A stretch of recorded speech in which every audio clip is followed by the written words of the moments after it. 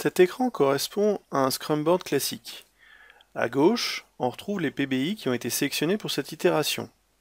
En colonne, on trouve trois états, To Do, In Progress et Done. Chaque PBI va être décomposé en tâches de développement. Chacune de ces tâches va recevoir un reste à faire exprimé en heures. Dans l'idéal, une tâche ne doit pas durer plus de 1 jour ou 2 maximum.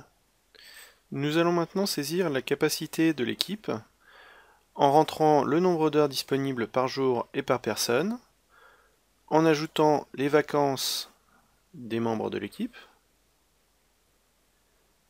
ainsi qu'éventuellement les jours fériés ou les jours d'absence de toute l'équipe. En temps réel, le nombre d'heures disponibles évolue et on voit si on a suffisamment de temps pour effectuer toutes les tâches.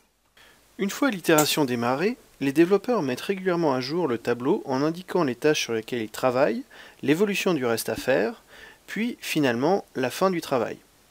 En Scrum, cette synchronisation est faite lors du daily meeting où chaque participant répond à 3 questions. Qu'ai-je fait hier? Que vais-je faire aujourd'hui?